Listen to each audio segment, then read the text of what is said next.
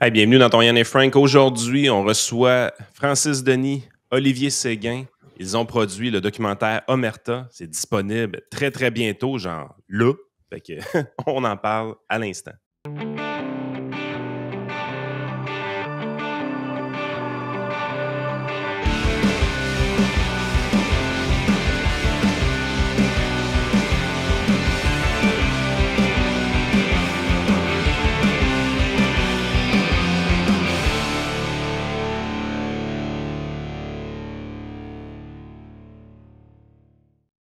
Oui, merci Francis et Maître Séguin, je vais t'appeler comme ça. Il faut que je respecte C'est les, ça. faut que je respecte la bienséance. Euh, votre, euh, j'ai écouté hier avec grand intérêt ce documentaire-là que Francis m'a partagé avec un lien anticipé. Je l'en remercie. Olivier, peut-être je vais y aller avec toi pour la première question. Donc, dans le fond, peux-tu nous expliquer un peu, parce que ce qu'on comprend, c'est que la principale intéressée qui est interviewée, là, qui fait un petit peu de narration dans le film, dans le documentaire, c'est ta cliente. Donc, peux-tu nous expliquer un peu c'était quoi sa situation à elle, parce que tout le reste tourne autour de ça, là. Oui, donc ça a commencé, pour elle, ça a commencé en septembre 2023. Elle a une étudiante de 14 ans, donc une fille de naissance, en fait, qui a décidé de devenir masculin, je ne sais pas comment appeler ça. Et donc, la professeure qui est ma cliente en tant que telle n'avait pas de problème avec le fait de coopérer avec ce qui était décidé par les parents et par elle. En soi, sauf que c'est fait donner l'ordre de non seulement participer à la transition de genre, c'est-à-dire l'appeler par des pronoms qui ne sont pas ses pronoms d'origine, mais aussi de cacher cette information-là aux parents, ça veut dire dans les copies d'examen, etc., etc., etc. Et c'est là où je suis intervenu. Ce qui l'inquiétait particulièrement, c'est la rencontre de parents, parce que là, vraiment, elle allait les avoir en face, puis c'était un pas avec lequel elle n'était pas du tout à l'aise. Fait il y a eu un accommodement. Quand je suis arrivé puis ça s'est judiciarisé, l'école a accepté d'accommoder pour 7 fois, puis finalement pour la rencontre d'après aussi, en prétextant quelque chose pour que les parents ne s'en rendent pas compte, là. Puis l'affaire continue. En ce moment, donc elle n'est plus, comme elle n'enseigne plus à cet élève-là, mais l'affaire demeure pertinente parce que les instructions qui venaient de son école ont été données finalement d'en haut par l'intermédiaire d'un guide, un guide ministériel comme le ministère de l'Éducation peut en produire, qui est envoyé aux écoles, dont les parents n'ont pas idée de l'existence, puis qui dit essentiellement voici comment ça se passe quand vous avez une élève ou un élève donc là, à partir de 14 ans. Si cet élève-là veut changer de genre, vous devez l'accepter. Vous ne pouvez pas poser de questions, vous l'acceptez et ça s'arrête là. Et si l'élève demande que ça soit confidentiel, même à l'égard de ses parents, ben vous l'acceptez aussi, puis vous prenez tous les moyens nécessaires pour que l'information-là soit tue aux parents. Mais je me trompe ou c'est quand même tout un gros contrat qu'on donne à l'enseignante dans cette situation-là, dans le sens que on lui dit tu as la responsabilité de ne pas dévoiler ce fait-là aux parents. Mais je veux dire, c'est qu'à un moment donné, les parents posent des questions. Puis là, tu te ramasses dans une situation que tu es comme en train de mentir aux parents parce qu'on parle quand même du nom de la personne là, qui a carrément changé. On parle de ses pronoms qui a carrément changé. On parle d'une épreuve psychologique importante pour cet enfant-là. Puis là, tu n'avises pas les parents de ça. Je veux dire, c'est une chose de dire ne prends pas le téléphone pour appeler les parents. Monsieur parent 1, je dois vous parler, il se passe quelque chose à l'école. OK, tu n'as pas le droit de faire ça, fair enough. Mais là, si tu es dans une rencontre de parents puis le parent te pose des questions, tu es obligé de mentir. Je veux dire, là, il me semble que c'est lourd de conséquences d'obliger quelqu'un à mentir, de ne pas dévoiler une information. Puis je trouve que c'est facile de faire une erreur aussi pour l'enseignant. Ah, c'est sûr. Je sais pas, on ne sait pas jusqu'à quel point ça a été expérimenté, ça a été vécu avant. Ça a au moins été vécu une fois dans des conditions différentes Par ma cliente, l'année précédente où ça s'est passé, ça veut dire 2022, elle a eu une situation un peu similaire qui s'est résorbée plus rapidement, fait que ça n'a pas été plus loin. Mais évidemment, le guide, en tant que tel, a été rédigé par des fonctionnaires qui ont fait ce que, en fait, clairement, il y a des lobbies qui sont à l'intérieur de ça. Je veux dire, le guide, si on le lisait, si on faisait juste lire le vocabulaire qui est utilisé dans le guide, tu vois que ça a été écrit par des gens qui ne sont pas neutres idéologiquement. Il y a des gens qui ont des convictions, voire même des idéologies, j'ose dire, qui ont rédigé ce guide-là. Et disons, cette configuration-là, je ne sais pas si elle a été réfléchie d'avance. Je ne sais pas si même en soi, l'idée d'un pronom est peut-être confidentielle. Je veux dire, un nom et un pronom, dans mon esprit, c'est quelque chose qui peut difficilement être quelque chose de public. Confidentiel. Ouais.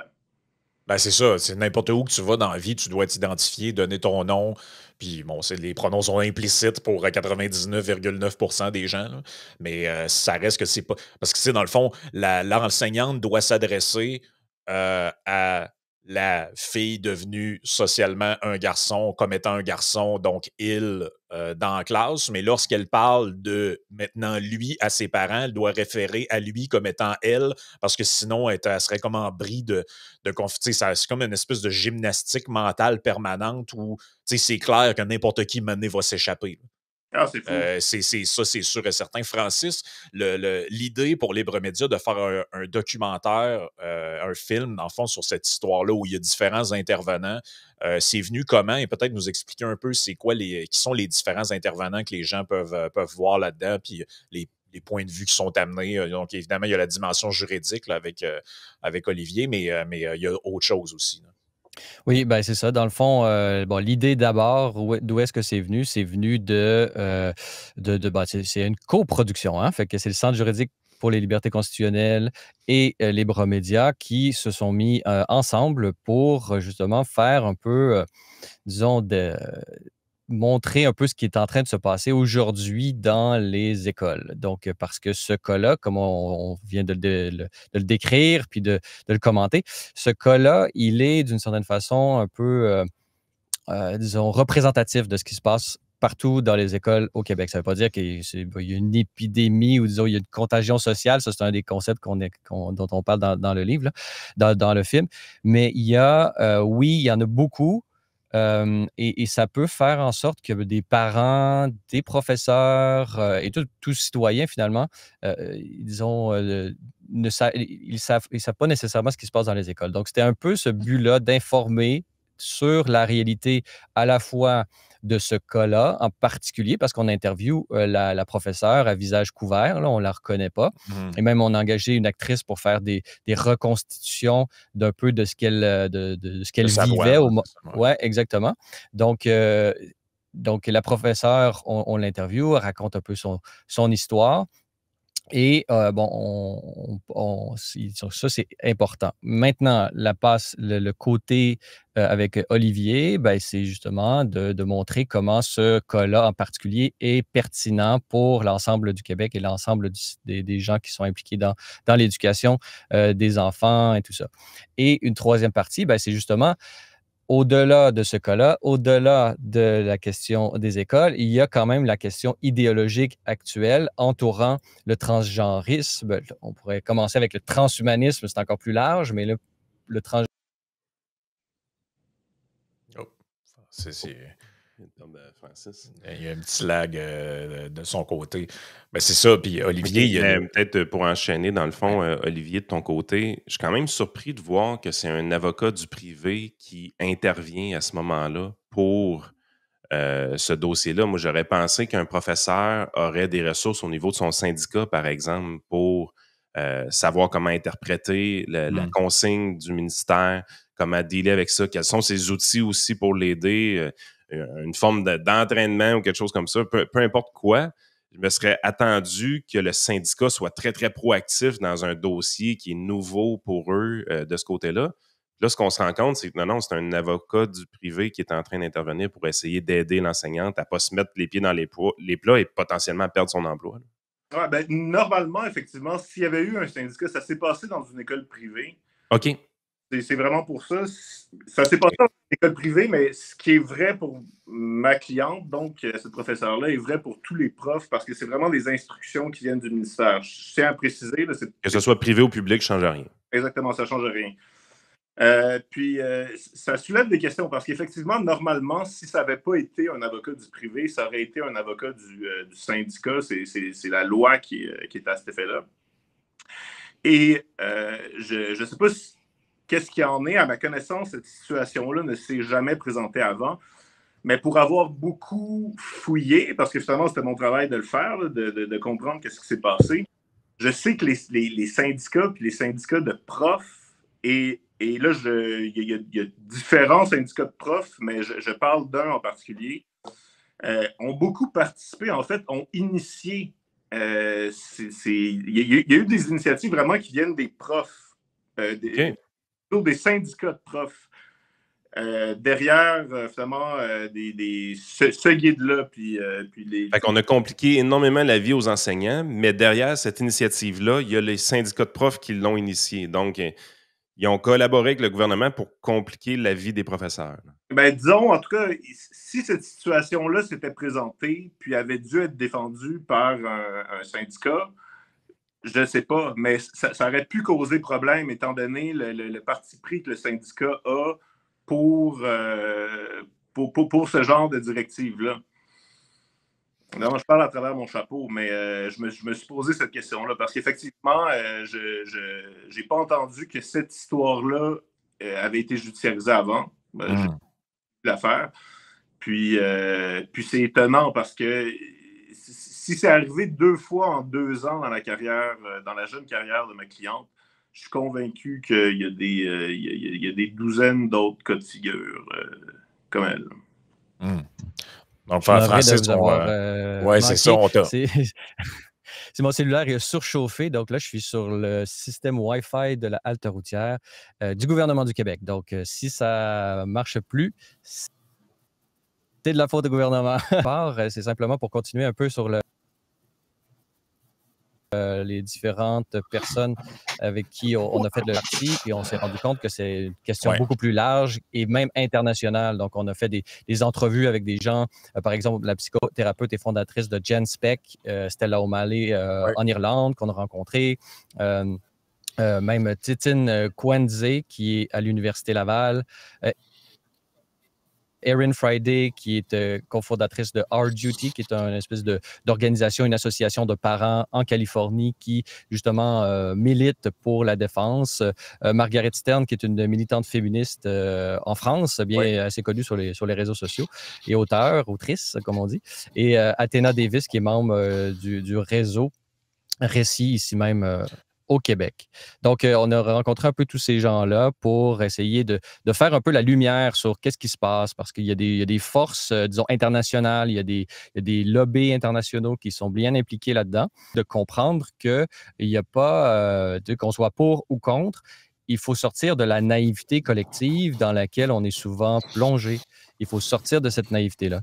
Donc, le documentaire se veut à la fois informatif et essayer de faire en sorte que les gens s'implique davantage. Non, c'est ça. Joey a remplacé Yann qui devait s'absenter pour un rendez-vous pour la suite du podcast. Mais juste avant, Joey, si tu avais une question, mais je voulais dire, dans le fond, moi, en écoutant votre documentaire, le truc qui me venait à l'esprit, c'est que le sujet qui est réellement soulevé derrière tout ça, c'est vraiment celui de l'autorité parentale et de l'information auquel le parent a légitimement droit lorsque ça concerne son jeune, son enfant. Et là, on a de la misère à trouver dans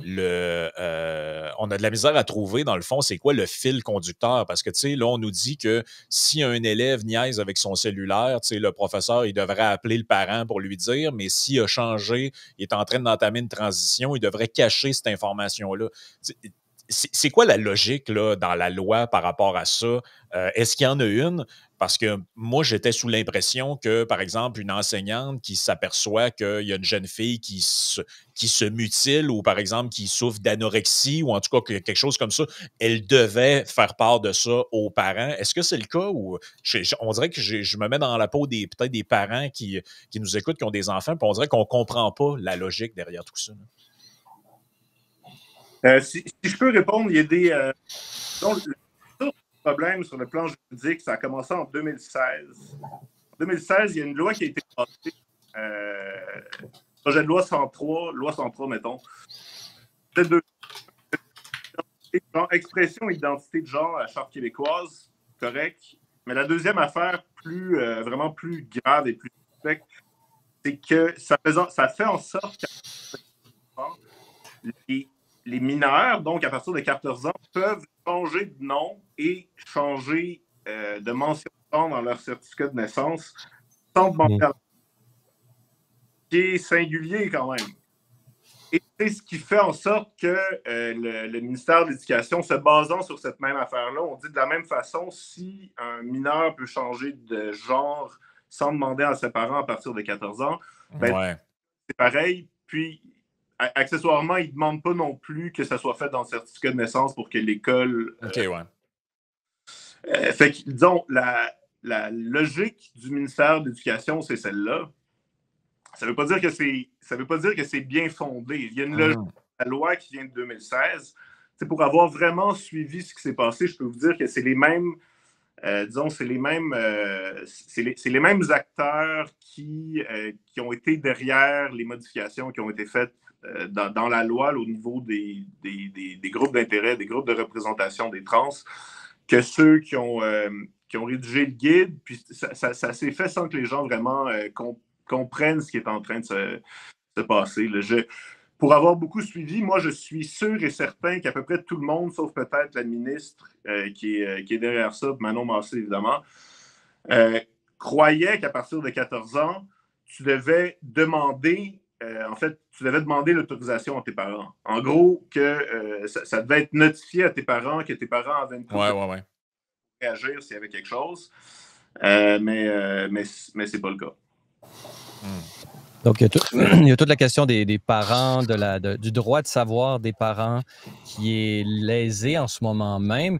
C'est sûr qu'on peut imaginer aussi que tout n'est pas connu aussi. Il y a une relation parent-professeur qui échappe, disons, à la mainmise légale et légaliste. Là. Il y a des relations de fraternité, tout ça. Donc, c'est certainement que tous les enfants au-dessus de 14 ans ou adolescents, on pourrait dire, là, à qui ça arrive, il y en a qui le savent. Là. C'est juste qu'on ne sait pas, mais il faut que le droit représente le bon sens. C'est un peu ce qu'on est en train de dire. Et donc, là, à 14 ans, vous êtes beaucoup trop jeune à la fois. Puis c'est les standards de base de la médecine. Là. C'est pour ça qu'on est allé interviewer des gens, des spécialistes un peu partout dans le monde pour essayer de montrer comment ce qu'on présente comme des standards de soins d'une organisation internationale, ça s'appelle la WPATH. Donc, cette organisation internationale-là, elle est, entre guillemets, reconnue par un certain environnement idéologique, mais au niveau de la médecine, elle ne fait pas du tout consensus. C'est vraiment... il y a même eu des études qui ont été faites et des recherches journalistiques qui ont montré comment la WPATH n'était pas, ne méritait pas le crédit qu'on lui donne en ce moment. Et ce qu'on se rend compte, puis avec certaines entrevues, c'est qu'il y a des associations de parents qui parlent au gouvernement et le gouvernement leur répond, nous, on suit les standards de soins de la WPATH, qui sont en fait celles de l'affirmation du genre. C'est-à-dire qu'un adolescent qui vient voir son professeur, qui va voir la psychothérapeute ou la psychologue de l'école, etc., ils arrivent et qu'est-ce qu'ils disent? Moi, je me sens garçon, je me sens fille, etc., donc 14 ans et moins, même 14 ans et plus. Et là, l'affirmation de genre, c'est « Ah, tu te sens comme ça, c'est comme ça ». Il n'y a pas de discussion, il n'y a pas d'arrêt, il n'y a pas de suivi. Non, tu affirmes comme ça ton ressenti. Nous, on a le devoir et l'obligation de l'affirmer. Et donc, et comme on le sait, moi, on a tous été adolescents, là.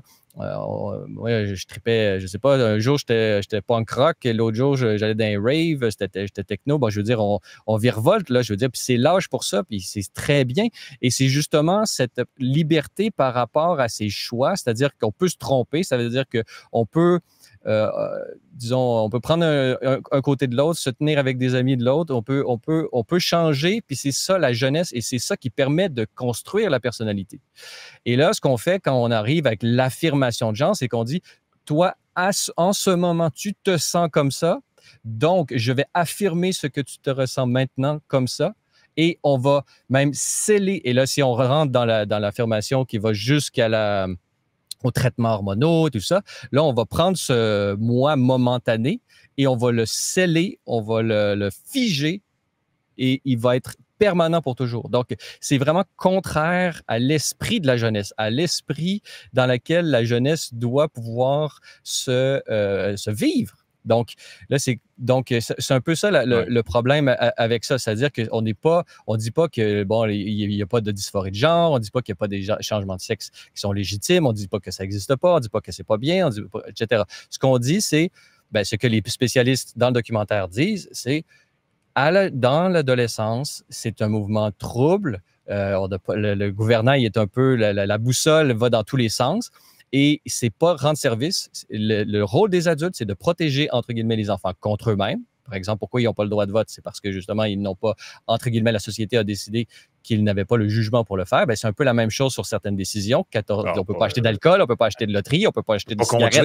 Imaginez, on ne peut pas conduire, voilà. C'est ça qui est un peu absurde dans tout ça, c'est que tu dis, tu peux prendre ce type de décision-là avant d'avoir le droit de conduire une voiture, avant d'avoir le droit d'acheter de l'alcool, avant d'avoir le droit d'acheter du cannabis. Puis ça semble, on dirait que le gouvernement va dans toutes sortes de sens opposés là-dessus. Rappelez-vous que le début du mandat de la CAQ, c'était pour hausser l'âge d'achat de cannabis parce qu'on disait avant 21 ans, là, c'est dangereux pour le cerveau, puis t'es pas. Autrement dit, on jugeait qu'un adulte de 18 ans n'est pas assez mature pour acheter du pot. Là. Pensez à ça 2 secondes. Là. À 18 ans, tu n'es pas assez mature pour acheter du pot, il faut attendre à 21, mais à 14 ans, tu pourras entamer une transition de genre /social, sexuel dans le dos de tes parents. Il y a quelque chose là-dedans qui est, pour moi, qui fait philosophiquement et légalement aucun sens. Là. Puis on se met du côté du gouvernement à long terme en faisant la promotion de la vérité sur la question dans ce documentaire-là. Pourquoi? Parce que une jeune fille qui va avoir, on le voit dans le documentaire, au Québec, est payée par la RAMQ, il se fait des mastectomies, c'est-à-dire qu'on peut aller jusqu'à, oui, les bloqueurs de puberté, qui peuvent avoir des conséquences énormes sur le développement de l'enfant, jeune fille dans ce cas-là, surtout, et donner de la testostérone et tout ça, donc, mais aussi la mastectomie, c'est-à-dire on coupe les seins, donc c'est très, très violent, donc on peut penser que éventuellement, il va y avoir des recours de tous ces jeunes-là qui vont regretter leur décision, qui vont dire c'était un coup de tête, c'était une mode, moi j'étais influencé, etc., etc. Et vous, au lieu de me guider, vous, professionnels de la santé, vous, législateurs, vous, gouvernement, vous, etc., au lieu de me guider là-dedans pour me dire qu'il y avait une forte possibilité, par exemple, que 80% d'entre eux soient des homosexuels, finalement, qui finalement, à cause de l'hétéronormativité de la société, décident de s'identifier au sexe opposé pour pouvoir fitter donc, on sait qu'il y a beaucoup de ces éléments-là, et aussi comorbidité par rapport à on parle des problèmes d'anxiété, des problèmes de dépression, de tout ça influe. Et lorsqu'on se rend compte à quelles sont les causes qui arrivent à la demande de changement de sexe à la fin, on se rend compte que c'est une multitude d'étages de problèmes qui s'accumulent et qui arrivent à trouver la solution dans cet élément-là. Donc, est-ce que ça peut être le cas? Peut-être, mais il faut faire pour chacun des enfants, parce que c'est eux qui vont subir ça toute leur vie. Pour chacun d'entre eux, il faut faire le suivi, et ça, c'est les professionnels de la santé. Mais là, on est dans la médecine, entre guillemets, transaffirmative. Là, on sort de cette volonté d'essayer d'aller trouver, est-ce que c'est un sentiment authentique, pour dire oui, le simple fait d'avoir le sentiment à ce moment-ci, c'est que c'est authentique. Donc ça, c'est pas de la médecine, ça, c'est pas de la psychologie, ça, c'est de l'idéologie et ce ne sont pas des standards de soins. Et c'est ce que dit une autre organisation internationale qui n'est pas WPATH, mais qui fait un peu le contrepoids, qui s'appelle GenSpec. Donc, dans le documentaire, on fait une entrevue de fond avec la fondatrice et directrice générale là, qui se trouve en Irlande. Non, c'est ça, puis c'est absolument, ça devient plus gérable non plus, parce que ça, en faisant partie de cette communauté-là moi-même, puis en ayant beaucoup gratté le sujet, pas uniquement sur la question trans, mais un peu comme l'éternel lobbyiste qui est mis de l'avant, alors que la majorité, en tout cas, du moins en Occident, au Québec, la majorité des victoires a été atteinte. Si vous parlez tantôt, j'entendais Maître Seguin parler de certains organismes qui ont dû influencer le gouvernement, mais je pense que des organismes, mettons, je sais pas, regarde, j'ai aucune preuve, mais tu sais, comme Gris Montréal, des trucs comme ça, des organismes qui sont là pour faire la sensibilisation, puis c'est très bien, mais qu'on l'a vu, comme par exemple avec leur étude qu'ils ont publié, on a fait un podcast spécial là-dessus, supposément qu'il y avait une montée de l'homophobie à l'école. Finalement, tu lis l'étude, c'est beaucoup de conclusions très, très subjectives, très, très plantées idéologiquement. Et j'ai l'impression que, trouvez-vous que malgré tout ça, il y a comme un contrebalancier qui est en train de revenir tranquillement pas vite parce que, tu sais, on se rappelle, je pense qu'il y a environ 1 an, je pense que l'émission Enquête à Radio-Canada avait fait une émission spéciale qui avait fait beaucoup réagir sur cette question-là, l'accessibilité aux jeunes, personnes, mettons, qui souhaitent faire une transition puis avoir accès à des médicaments ou des antidépresseurs ou des bloqueurs d'hormones à un très jeune âge au Québec, au Canada. C'était assez surprenant. C'était assez mitigé, la réception. Tu sais, je pense qu'à l'époque, la moitié traitait le documentaire de transphobe, l'autre moitié dirait merci de nous le dire parce que personne n'en parle. Fait que je suis très curieux de vous entendre là-dessus. Francis, veux-tu y aller? Je peux... disons, vas-y, Olivier. Balancier, moi, en fait, je souhaite un retour de balancier. Évidemment, je suis focalisé sur une période du temps où clairement, ça a été beaucoup trop loin. Là. Ce qui s'est passé en 2016, pour moi, est invraisemblable. Puis je ne peux pas entrer dans les détails. Toute la culture de la cancellation aussi qui vient avec ça. Je sais, par exemple, que le documentaire Express, il y a eu des gros efforts qui ont été déployés pour qu'il ne soit pas diffusé avant qu'il le soit, finalement. Puis là, évidemment, aux États-Unis, il y a un changement de garde assez drastique avec l'élection de Donald Trump. Clairement, il y a un retour de balancier. Disons, tant et aussi longtemps que les politiques publiques n'auront pas changé, la loi en tant que telle, d'après moi, la loi, là, la nouvelle version du Code civil depuis 2016, vraiment devrait être rectifiée. Selon moi, 14 ans, c'est beaucoup trop jeune pour prendre une décision pareille sans en informer tes parents. Puis la même chose dans les écoles. Donc, oui, je pense qu'on s'en va vers un retour de balancier ou vers un équilibre, je le souhaite. Mais chose certaine, tant que sur le plan des politiques publiques, ça n'aura pas été arrangé, chose en ce qui me concerne, mon combat juridique n'est pas terminé. Francis, c'était un peu ça le but avec le documentaire, j'ai l'impression, avec le film, de dire on amène une autre voix, on amène des gens dont la parole est éteinte, parce que, tu sais, en gros, c'est le cas de la cliente d'Olivier. Si tu es professeur ou enseignant puis tu te prononces là-dessus, c'est dit dans le film, c'est ton emploi qui est menacé. Puis les gens qui s'expriment dans cette vidéo-là, dans ce film-là, on le sait, s'il y avait une chaire de recherche ou une subvention du gouvernement pour des travaux ou un livre ou je ne sais pas quoi, on sait là, que c'est un sujet dans un langage châtier québécois, on dirait que c'est un bâton plein de merde. C'est une patate chaude. C'est une patate chaude, là. Non, c'est sûr. C'est pour ça que Libre Média, ça fait partie de sa mission, justement, de parler librement, intelligemment des sujets controversés, parce que ce n'est pas en n'en parlant pas, c'est pas en faisant comme si ça n'existait pas, c'est pas en démonisant l'adversaire, c'est rien de tout cela qu'une société devient mature sur le plan démocratique. Et c'est pas vrai que sur un enjeu aussi important que la sécurité des enfants, et le droit des parents, le droit de la famille et tout ça, c'est pas vrai que c'est des questions qui peuvent se régler dans une pseudo-commission parlementaire faite à la va-vite, où est-ce que, bon, on ne consulte que les experts, entre guillemets, qui représentent là où on veut aller. Donc, ça, conseil des sages qui oui, bien ça va venir. Ça, c'est pas encore... on va voir qu'est-ce qui va en ressortir parce que, d'une certaine façon, Legault, on le voit dans le premier ministre François Legault, on le voit dans le début, et lui, au moins, il a un certain bon sens, c'est-à-dire qu'il voit les deux côtés de l'argument et il dit, c'est un dilemme, on peut avoir une position ou l'autre. L'important, c'est surtout d'être bien argumenté, le faire de manière intelligente et saine et calme et tout ça, mais il faut quand même se pencher. Donc, lui, d'une certaine façon, implicitement, en commandant ce comité de sages qui s'est éventuellement réuni, qui ont pensé et dont on croit que on attend le bon moment pour diffuser le rapport.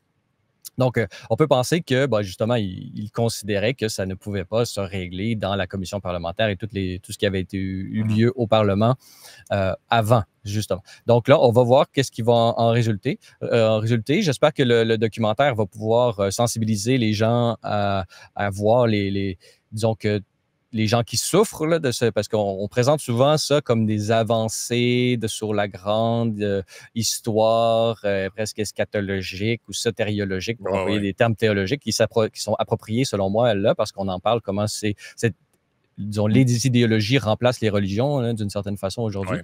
Et donc, il y a de ça, on est en train d'assister à une vision du monde qui est en train de s'imposer à tous. Et ça, on peut prendre des choix collectifs, on peut le faire, mais il faut que ça soit collectif. Il faut que les gens le sachent, il faut que les gens soient informés. Et donc, c'est ce qu'on fait un peu dans ce documentaire-là, en partant du cas précis de la cliente de Maître Séguin jusqu'à, à l'international, les débats et comment les parents, au niveau psychologique, et comment les parents s'organisent un peu partout dans le monde. C'est pour ça qu'on est allé en Californie, à San Francisco. On a rencontré Erin Friday, qui elle-même est une grande avocate et elle est activement impliquée dans la défense juridique des droits des parents dans les écoles. Parce que pour eux, la stratégie qu'ils ont trouvée, c'était pas nécessairement de se battre au niveau de l'État de Californie, parce que là, il y avait vraiment une fin de non-recevoir avec Gavin Newsom, c'est exactement un peu les mêmes pratiques ici. Là. Et ce qui est intéressant aussi, c'est c'est que les mêmes stratégies d'implantation de ce genre de choses-là sont les mêmes, mais vraiment dans le détail en Californie, au Québec et dans d'autres pays. Donc, c'est vraiment, il y a quelque chose, il y a un pattern, là. On ferme la parencèse. Et donc, elle montre... À quand, Francis, qu'on va enlever les pancartes de U-turn en face des bars gays au Québec parce que supposément que c'est une pratique homophobe. Ils font ça en Californie. On s'en rappelle, ça avait été une petite vidéo virale, mais on va jusque-là.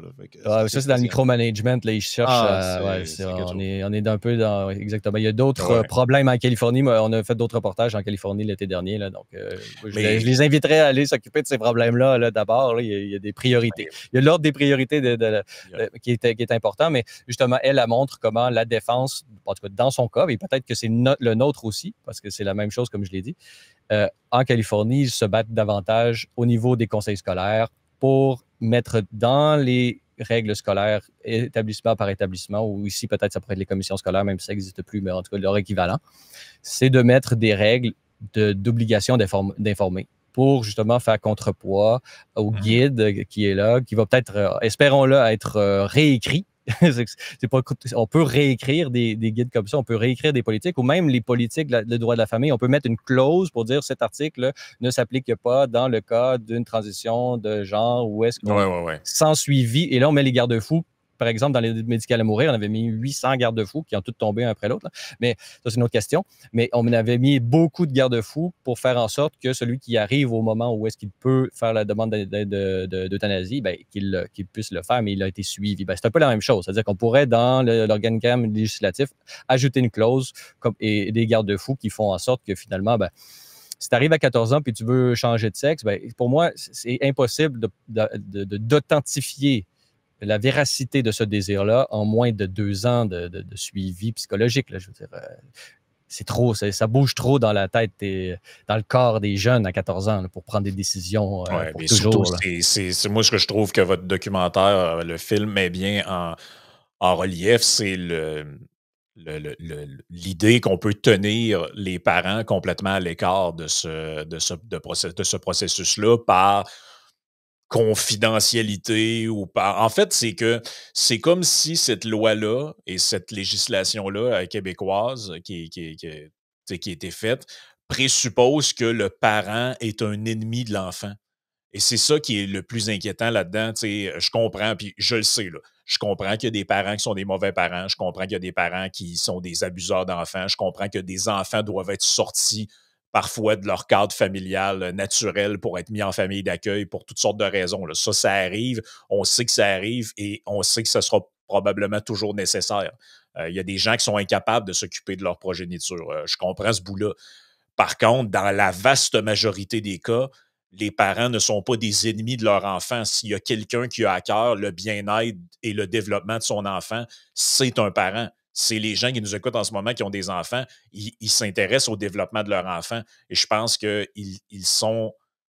Il y a peut-être un équilibre à trouver là-dedans. Je comprends que si un élève qui se pose des questions se confie à un enseignant, on ne demande pas à l'enseignant de faire à un instant, j'appelle les parents puis je leur dévoile ton secret.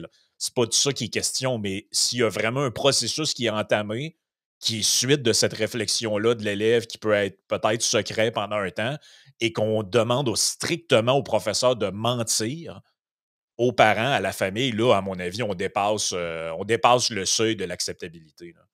Je ne sais pas si c'était ça que tu voyais là-dedans aussi. Là, peut-être juste en complémentaire, parce que j'ai interrogé les gens qui ont rédigé le guide, les vrais fonctionnaires qui étaient là puis qui ont élaboré le guide.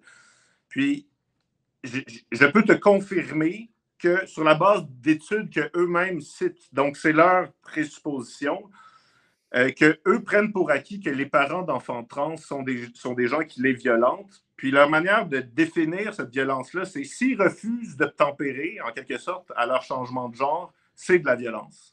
Fait que vu de même, vu de même, correct. Donc, l'école va tout simplement prendre les enfants, dire c'est les nôtres, c'est pas les vôtres. À partir du moment où vous ne faites pas exactement ce que vos enfants vous disent de faire, vous êtes violent. Défini de même, ça, je veux dire, c'est complètement fou, là. Joey. Oui, puis je pense que ce que tu as dit tout à l'heure, Frank, c'est que je pense que oui, il y a de la cancel culture, comme on a dit. Oui, il y a de la censure si on est dans l'organigramme gouvernemental. Puis aujourd'hui, au Québec, on le sait, c'est difficile de ne pas l'être. Mais je pense que notre position, entre guillemets, est mainstream. Là. Je pense qu'il y a rares seraient ceux qui seraient prêts à venir dire ouvertement qu'il faut cacher l'information aux parents. Là. Je veux dire, devant tout le monde. Je pense pas que ça soit mainstream. Là. Je pense que c'est un. On dit souvent là, en politique, là, il y a 80-20. Là, bon, je pense qu'on a c'est une question clivante. Et je pense que 80% de la population est d'accord sur le fait qu'il y a un droit des parents à savoir et il y a un droit des professeurs à respecter leur conscience, à dire ça aux parents. Là. Je pense qu'il n'y a pas de question là-dessus. Surtout qu'il y a une fausse comparaison un peu là-dedans ou une fausse équivalence, puis Joey, je veux t'entendre là-dessus. Là. C'est que, tu sais, on va souvent dire, l'argument que j'entends souvent, c'est de dire, ouais, mais mettons qu'un jeune arrive puis dit à son enseignant que c'est la première personne puis il dit, je suis gay, puis tout ça. On dit, ben, ce serait malvenu pour le parent d'aller dire ça à sa place, pour l'enseignant d'aller dire ça à sa place aux parents. Mais moi, je vois ça comme une fausse équivalence parce que cet état de fait-là, ce qu'il révèle, c'est une préférence sexuelle personnelle et ça n'implique aucun changement dans une vie. Ça n'implique pas de changer de nom, ça n'implique pas de changer de pronom, ça n'implique pas de changer d'identité. Le traitement médical non plus, puis de bloqueur de puberté, puis se faire charcuter par des chirurgiens. Là. Je veux dire, il y a une différence. Ouais, puis n'importe quel activiste LGBT du temps, puis je parle des bons ici, là, pas uniquement des dernières années, là, tout le monde dit tout le temps, il dit, ne force jamais quelqu'un à faire son coming out quand il n'est pas prêt, ou encore pire, fais-le pas à la place de quelqu'un d'autre. c'est vraiment la pire affaire que tu veux vraiment, si tu veux justement au niveau traumatisé puis avoir un problème psychologique par la suite, là, c'est la pire chose à faire. Tu ne forces jamais quelqu'un du placard quand il n'est pas prêt, surtout quand tu n'as pas demandé de le faire non plus. Là. Puis autant je comprends le point, absolument, Frank a raison là-dessus. C'est vrai que, mettons, je sais pas, tu sais, mettons, j'ai un père ou des parents qui sont plus ou moins à l'aise avec ça, tu sais, je vous le confie, madame la professeure, de ça pour vous, tu sais, ça, je peux comprendre ça très bien, mais justement, sachant que on parle, comme Francis disait, on parle vraiment que ça n'implique aucune décision médicale, que c'est vraiment qu'on appelle des life-changing decisions. C'est vraiment, on décide d'une transition. C'est pas comme, je sais pas, aller prendre une chip et une liqueur, puis on revient. Là, c'est vraiment un certain point de non-retour, puis à un âge aussi jeune. Je pense que la majorité du monde, comme tu dis, le 80-20, c'est pas nécessairement qui nie l'existence des personnes trans ou qu'il est considéré comme des abominations, simplement que commencer à les mettre de côté en partant, ou justement, comme les fonctionnaires que Maître Seguin a parlé, considèrent déjà les parents un peu comme l'ennemi. Ben, ça en dit pas mal plus sur vous autres que sur nécessairement les parents, parce qu'on dirait que par définition, vous omettez un peu que c'est vrai que c'est controversé comme position, puis c'est vrai que c'est pas si ça n'a pas une base si solide que ça, tu sais. Pas que peut-être pas qu'il y aurait pas que 100% serait à mettre aux poubelles, mais dans le sens que y a-tu le meilleur moyen d'amener les parents là-dedans? Tu sais, je comprends que ça prend de la pédagogie, mais en même temps, toujours dire que c'est tout le temps de la faute des parents, puis surtout qu'on parle souvent, puis je ne veux pas nécessairement être dans l'ultra philosophique, psychologique, mais on parle tout le temps qu'on depuis des années, on essaie de détruire la dernière institution qui est encore debout, qui s'appelle la famille, tu sais. Pour des cas très précis, je comprends que les personnes trans, c'est une minorité de la population, mais quand même, je trouve qu'encore que de ne pas reconnaître l'autorité parentale à ce niveau-là, alors qu'on assume que la très forte majorité des parents aiment leurs enfants, puis je comprends que c'est une christie de décision, mais avant de commencer à vouloir faire des changements irréversibles, ben, parlons-en ouvertement. Ben, c'est ça, on peut comprendre. Tu sais, moi, je veux dire, j'essaierais d'avoir une position de cas par cas, un peu comme Olivier disait, puis nuancer là-dedans. On peut comprendre que s'il y a un antécédent chez l'enfant, par exemple, de signalement à la DPJ de la part des parents, de violence. D'automutilation, par exemple, des trucs comme ça. On peut comprendre que dans un cas précis, le parent juge que. En fait, l'enseignant juge que lui, il ne veut pas prendre la responsabilité d'annoncer ça aux parents parce qu'il craint pour la sécurité de l'enfant. Ça, c'est une position qui peut être normale, mais ça ne peut pas être la position par défaut. Ça doit être la position dans un cas par cas. Tu dis, OK, cet enfant-là, j'ai déjà rencontré ses parents. Ce sont des gens qui ont déjà eu des problèmes. Ils ont très mal réagi à d'autres informations beaucoup moins graves que celle-là. Moi, je ne veux pas être la personne qui leur annonce ça, donc je vais faire comme si de rien n'était. On peut comprendre que dans des cas précis, l'enseignant prenne sur lui de ne pas transmettre l'information. Par contre, dans la très vaste majorité des cas, j'assume que tu ne peux pas avoir cette position-là. Je ne sais pas comment tu vois ça, Olivier. Je suis d'accord, puis disons, moi, parce qu'évidemment, c'est le discours qui est tenu de l'autre côté, puis je ne suis pas en désaccord avec ça. Même, je suis sûr que ma cliente est d'accord avec ça. Oui, c'est ça. Ce que je me dis quand même, si on a établir une règle, est-ce que c'est grave aussi de ne pas... est-ce que c'est si grave que ça de mégenrer élèves? On peut attendre un peu. Je comprends qu'il ne s'agit pas de dévoiler quelque chose qui créerait vraiment une commotion dans la cellule familiale. Mm-hmm.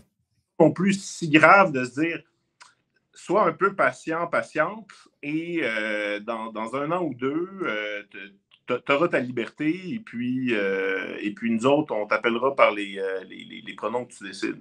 Non, c'est sûr. Écoute, le temps file. Francis et Olivier, peut-être en terminant, nous expliquer, dans le fond, la diffusion de ce film-là, si les gens veulent le voir, parce que là, bon, on a parlé de plusieurs éléments qui sont dedans, mais le mieux reste quand même de le visionner. Je dirais aux auditeurs, moi, je l'ai fait, je vous le recommande. Il y a toutes sortes d'intervenants.